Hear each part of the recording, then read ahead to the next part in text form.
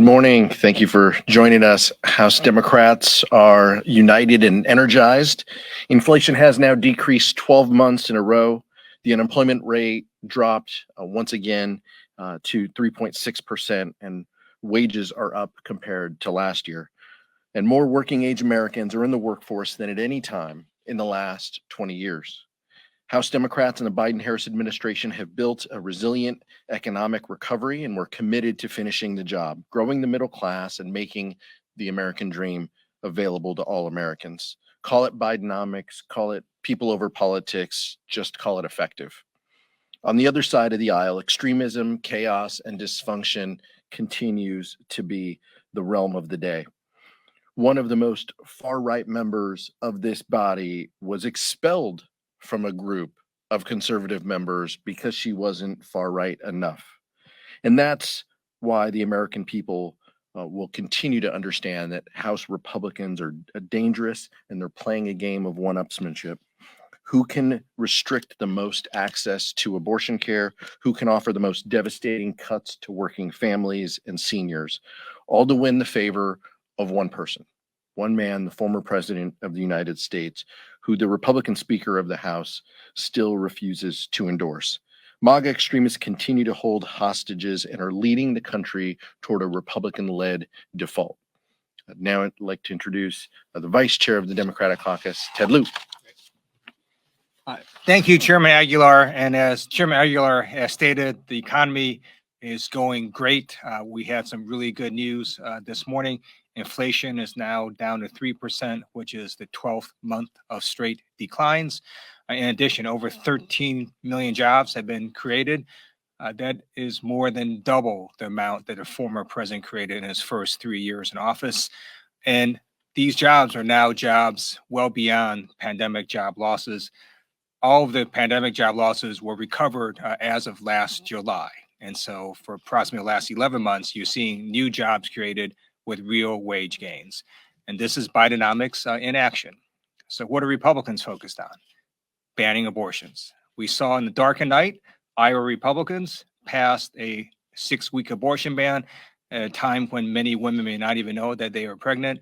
And now in the House Republicans are threatening to torpedo the NDAA because they want to jam in extreme anti-abortion measures. Our hope is that the Republican caucus will put country first and not continue to be extreme, but we shall see. And now it's my honor to introduce our great chair of the Democratic Congressional Campaign Committee, Susan Domene. Thank you. Thanks, Chair Aguilar and Vice Chair Lieu. It's great to be here. And under our new leadership team, House Democrats are united. We've been united around addressing the real issues that are impacting American families. When I talk to people back in my home state of Washington and as I travel around the country, folks want to see us focus on creating jobs, on lowering costs, and on standing up for their fundamental freedoms. And on the first point, I think we can just look at the recent job numbers. 209,000 jobs were created in June. That's over 13 million since President Biden took office, 4 million more than pre-pandemic. On costs, the Inflation Reduction Act is already lowering health insurance, prescription drug, and energy bills for millions of Americans. Today, as Vice Chair Lieu just mentioned, today we saw annual inflation has fallen each of the last 12 months and is now down to 3%. And we know we can do more. And we have a proven plan. House Democrats are united around my proposal, along with Congresswoman DeLauro and Torres, to bring back monthly tax child credit payments and rebuild the middle class. Meanwhile, Republicans are yet again trying to pass hundreds of billions in tax handouts to the wealthy and the well-connected. This proven to fail trickle-down approach doesn't help everyday Americans and would blow a massive hole in the deficit. Finally, Republicans continue to chip away at reproductive rights. In nearly every Republican appropriations bill, there's a provision limiting abortion access. We're seeing this play out in the NDAA debate as well. And as Leader Jeffries says so well, they have no vision, no plan, and no agenda to actually help people. They've wasted weeks simply trying to gain control of the extremist members of their party. And this week already seems to be no exception. Republican chaos also puts us on a fast track to a shutdown. So Americans want governance to work. As I've talked to folks across the, they want to see governance work. Democrats proved last Congress that it can. Meanwhile, Republicans continue to demonstrate that they can't govern. So we're going to continue highlighting these contrasting visions so Americans know who's working for them. Thank you. I'll turn it back to the chairman.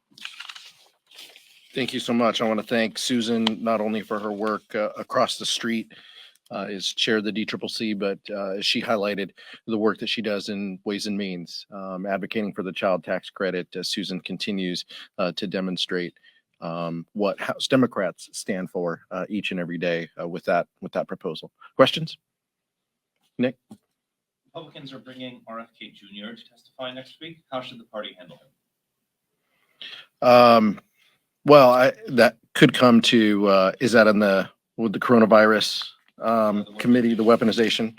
No member up here serves on that committee, but I think, broadly, he's a candidate for president. That's what he said. He's not our chosen candidate for president. We believe in candidates for president who believe in science and vaccines, and that's why we're all supportive of President Biden.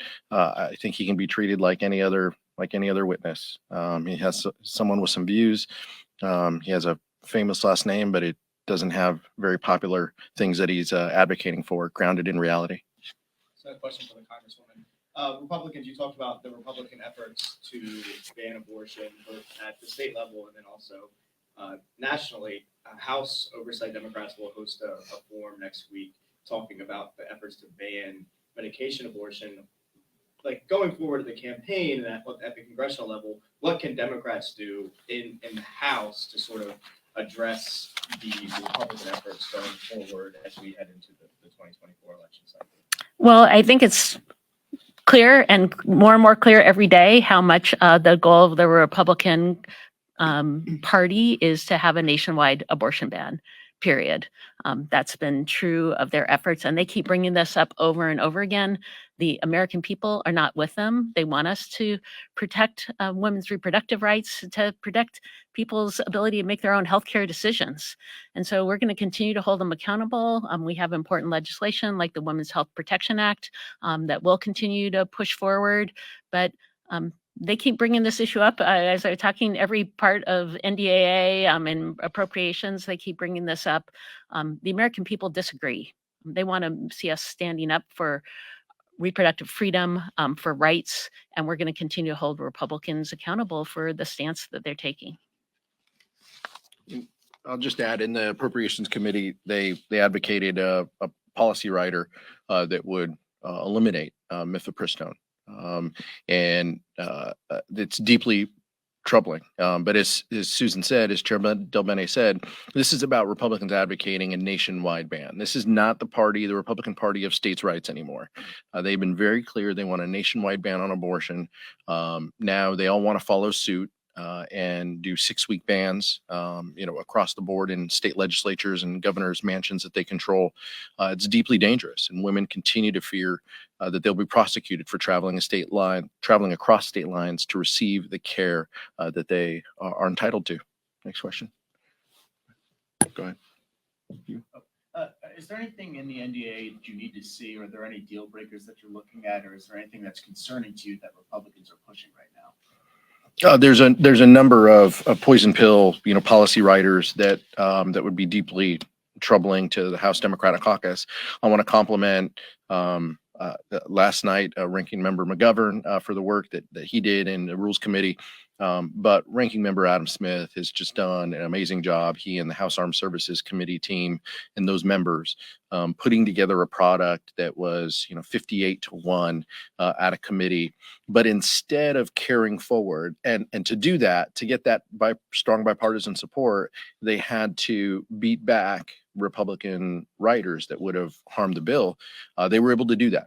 They may not be able to do that on their way to the House floor. And that's why we're in the position that we're in, because each and every time Kevin McCarthy decides to, listen to the most extreme members of his party who want to have poison pill riders that will disrupt the process. So rather than have a bipartisan process, which is what we should be doing with NDAA, we now have the most extreme members of their caucus trying to eliminate funding for Ukraine and threaten pay raises and housing increases that our service members should receive. The back. Just to follow up on that, can you specifically say which amendments, if they were to get adopted, Democrats would all pull out and say, we're not going to support this? And second, are you talking to any of the moderate Republicans about, specific amendments? Because they have concerns too on certain abortion amendments, LGBTQ rights ones. Have Democrats been talking to them and saying, which ones are you guys going to maybe sing? I think Democrats and Republicans, both within committee, worked well together. And I think you've seen and you've reported on, quotes from moderate Republicans, if there are any, in the Armed Services Committee, who have, talked about some of these measures. I think one deeply problematic for the House Democratic Caucus would be the Tommy Tuberville, type of, language restricting women from receiving leave in order to receive health care. That one is deeply problematic, and if it was included, I think would be as close to a red line as I think we're willing to discuss. There's a bunch of others on diversity, equity, and inclusion, and other pieces, LGBTQ rights, that are important to the House Democratic Caucus. And we're going to have to, that's why I think you're going to hear a bunch of members say, we just don't know. I want to support a product. I've supported every NDAA that has come under Democratic control and Republican control. I can't tell you that I'm going to support this NDAA because I don't know what's in it.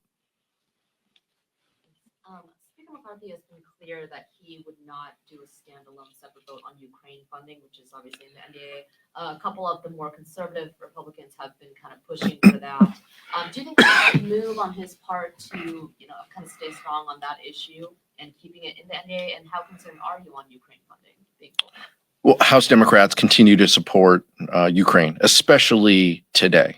When world leaders are gathering and talking about what more we can do for Ukraine assistance, we think that the NDAA takes a big step. And we appreciate President Biden and the leadership of the Biden-Harris administration in ensuring that Ukraine has the resources to protect themselves. I think it's troubling that Marjorie Taylor Greene and other members want to defund the support that we have in those bills for Ukraine. I think the speaker has made very clear that he doesn't want a supplemental. We don't have a request for a supplemental, but I think drawing that red line and standing with folks who don't support Ukraine right now is a place we shouldn't go. But that's a question better left for House Republicans than House Democrats. Chad. Thank you. On the NDAA, with some of these controversial things that the Republicans, these amendments that they're trying to get votes on here, do you think in some respects that the military has pushed too far on what the Republicans would regard as woke? I'll just use that as a general term to cover a lot of different things that they're trying to talk about here. But that the military might have gone too far in that and has gotten too far away from its core responsibilities of defense and making war, et cetera. And maybe some of that could or should be pulled back. No, look, this is talking points that the other side, uses. They are deeply hurting national security. And by continuing to inflame these discussions, they are hurting recruitment. By the way, as a defense appropriator, these are conversations we have each and every day. Every week we're here talking about how we strengthen and give the resources to the military that they need. And one of the important pieces within readiness is having the people, having those individuals who are enlisted, and the rhetoric that they are using is harming recruiting. And we need to continue to ensure that everybody who serves, men and women who serves in uniform, has rights and responsibilities, has opportunities in front of them. And we can't continue to treat military that they're all, men serving of a certain age. This is a very diverse military. of individuals, people of color, women serving. This is great. And this is something we should uplift. And we should make sure that our policies at the Pentagon reflect that. And it feels like House Republicans want to live in the 1950s with their policies on reproductive care, but also on their policies within the Pentagon. The Pentagon needs to grow and learn just like a lot of other institutions. Pete? Sorry. Yeah. Real quick. So having served on active duty in the U.S. military and then additional 21 years in reserves, we have the most awesome military in the world. And one reason is because we attract the best and brightest, and we have an all-volunteer military, so we've got to go out and recruit. And it is very important that we recruit everywhere in the United States from all communities. And Republicans are attacking that. I don't know why they're doing that. We want to make sure we can get the best and brightest, and that means reaching out to everyone. If you don't reach out to everyone, you just focus on a smaller subset, you're not going to get the best military in the world. So I wish Republicans would stop attacking our military. I wish they would believe in our military the way that I do. And I urge them to stop these unfounded attacks on our amazing military. Just for all the concerns that we've already heard, if there is, in fact, a party line vote or close to it on the NDAA, what message do you think that sends to the Pentagon, to active duty members? And if you can answer, and also Congressman Liu, who is a veteran, if you could also answer that question. Look, I'm not saying that there's going to be a party line vote on NDAA at all. We'll see. House Democrats will vote their districts. They'll vote their conscience, and it's going to depend. But House Democrats prove time and time again that the details of these policies matter. It's the other side of the aisle that wants to continue to use these words of woke and whatever it is in order to send out signals to their supporters. The details are going to matter here. As someone who's voted, like I said, for every NDAA in my time here, I'd love to continue to do that. I did that as a member of the House Armed Services. I did that as a member, as a defense appropriator. I plan to support NDAAs, present and future, but it's got to be the right proposals. But ultimately, each member is going to have to make that decision. Mike, you had a question, and then the last one. While you were gone, President Biden approved the transfer of cluster bombs to Ukraine, and that has divided your caucus, and there's an amendment on the NDAA that would block that transfer.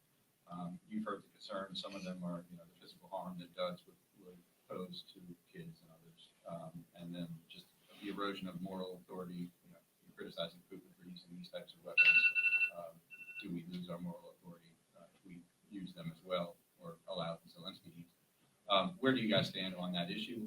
And if that amendment came to the floor, would you support it? We'll see if the amendment's going to come to the floor. I think this is an issue where there are a variety of opinions within the House Democratic Caucus. We support that. Members will take principled positions and votes. These are amendment votes. These are real votes. If members are asked to vote and to express their position, they absolutely will. Leader Jeffries has said he's quoted a line that unity doesn't mean unanimity. House Democrats will have a variety of opinions, and on this issue, there are different opinions. The administration is allowing that transfer. Some members have paused with it. If members are given the opportunity, they're going to take principled positions. We're a caucus, not a cult. Everybody's allowed to make their own decisions, but I'll let the vice chair speak to this question and in the previous. Oh, thank you. So on the previous question, one reason you might see a party line vote is if Republicans jam in their anti-abortion extreme position. So in the military, it's really clear that you're assigned based on the needs of the military. And so if you are a woman and the doctor has informed you you're prone to high-risk pregnancies, you can't say, hey, I just want to be assigned in a blue state. The military is just going to assign you where they need you. And then if you have a high-risk pregnancy and that red state doesn't allow you to seek medical care for it, you're going to be in a whole lot of problems and trouble. So the military, to its great wisdom, is saying, look, we're going to make sure you get leave and the compensation you need to go get reproductive health care. And it is sort of crazy to me that Republicans want to stop that, because it's also going to affect our recruiting. And we're going to have lots of young men and women who may not want to join the military because of these radical policies. And that's why Democrats would vote against the NDAA. And then on your question on cluster munitions, I think every member is just going to vote their conscience. And where do you stand? I have not made a decision on it yet. Me either. I'll listen to folks and we'll see. First, it's got to be made in order, and then we'll see. Thank you.